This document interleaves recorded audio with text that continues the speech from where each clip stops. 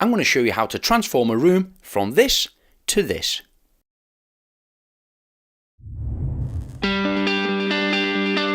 Now, if you're planning any form of spray painting indoors, preparation is very important.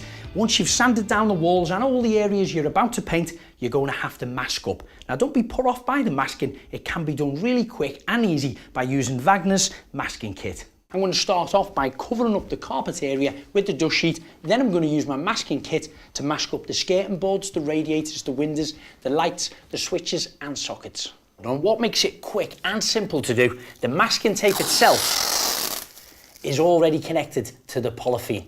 So what we do, we place the top of the masking tape right on the top of the skirting board. We drag that along and start to stick it down as we go. The key is to line the masking tape up exactly on the top of the skirting board where it meets the plasterwork.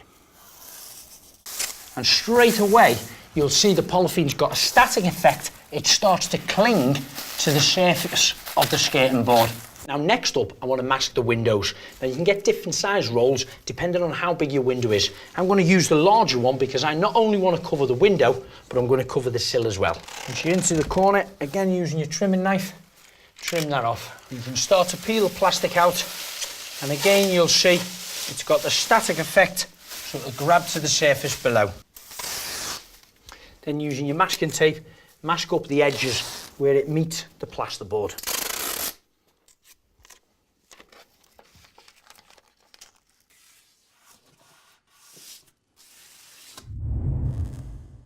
Now, the radiators are a little bit different. They're standing proud off the wall on brackets. So what we need to do is get the masking tape and tape up along the back edge of the radiator, drape it down, cut off the sides and on the underside, and then tape it up.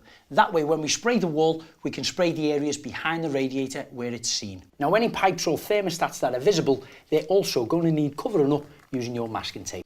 Now, masking the door up, it's always wise to mask the frame at the same time, especially if you're painting the walls and ceilings above it. I'm going to start off using the large masking roll from the top of the frame, drapes it down, cut it into the corner, drape it all the way down to the floor.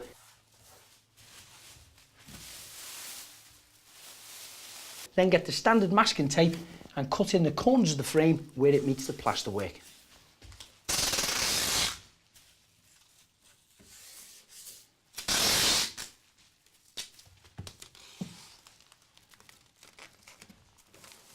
That's the masking preparation all complete, and it's only took me about 45 minutes to do this room. WAGNER make a number of different electric paint sprays you can use to paint your walls. I'm going to use the FLEXiO Universal handheld version. It comes with 2 reservoirs. It allows you to do all the painting indoors and outdoors. Any paint, any colour, any brand. The large reservoir is for doing your walls and ceilings, your emulsion paint, and you can even use smooth masonry paint for outside. The small reservoir is for your woodwork and your metalwork. You can use gloss, undercoat primer, eggshell, satin, wood preservatives, lacquers, and even metal paints. I'm also going to be using the extension handle. This simply clips to the unit itself and any of your attachments, and it gives me an extra 600mm reach, so I can get to the ceilings, keeping my feet firmly on the floor. I'm simply going to spray the ceiling white, let it dry, then mask up the ceiling and spray the walls blue. But of course, when doing any spraying, don't forget your mask and your safety specs. Now the white paint on the ceiling and the wall behind me is dry, I'm ready to paint this wall blue. But of course, I want a perfect straight line between the blue wall and the white, likewise with the ceiling. So this is really easy to achieve when you use your masking kit.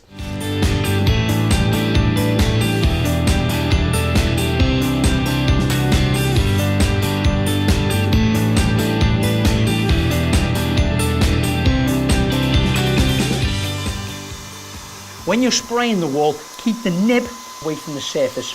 You also want to keep it moving at all times at a consistent pace. When I'm spraying up and down, I like to pass over 50% at a time. So you're kind of getting 2 coats of paint when you're going up and down. Once you've done one wall, turn the nozzle and then go from side to side. That way you're getting 2 solid coats up and down and left to right, which is going to give you a true professional finish in a fraction of the time. Now for those of you who have never used any form of spray paint technology before, don't be put off. It really takes minutes to get used to it.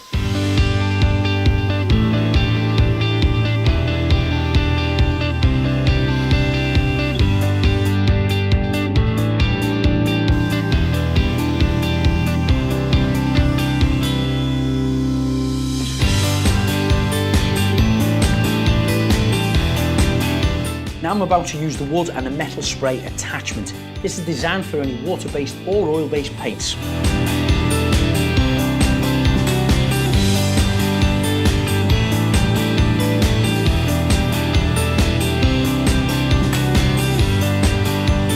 This wooden door will certainly need 2 coats of paint. I've mashed up around the hinges, I've heavily sanded it down. My first coat is going to be a primer, the second coat is going to be a 1-coat gloss.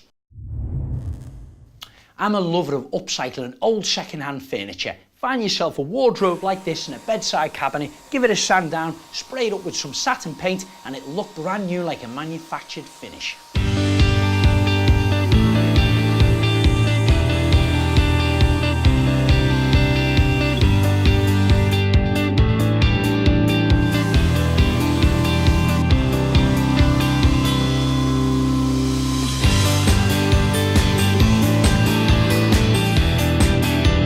Whenever you're doing any form of makeover, it's important to have a focal point of the room. And in a kid's bedroom, what better than a car bed?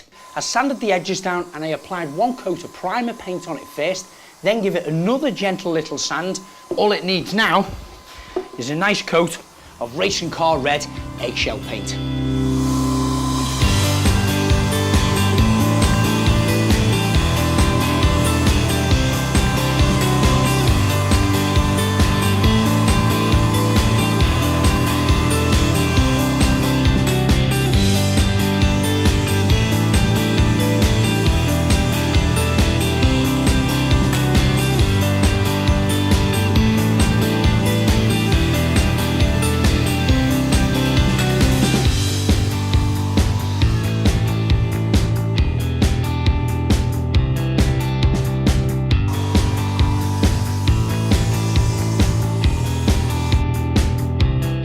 Now I'm almost complete on the makeover, just doing the final touches. It's the icing on the top of the cake. I'm spraying on stencils.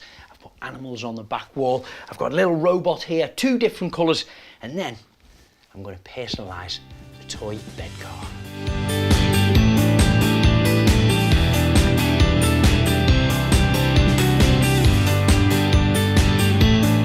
Now that's my makeover complete. Just 2 days ago, this room was dull and uninviting, and I've given it an entire makeover with WAGNER spray paint technology. It really is simple, anyone can do it. We started off by spraying walls, we sprayed ceilings, radiators, then we moved to the furniture. We did children's toy boxes, shelves, wardrobes, chest of drawers. We even built and sprayed our own car bed. So let's see what Noah thinks of his new room.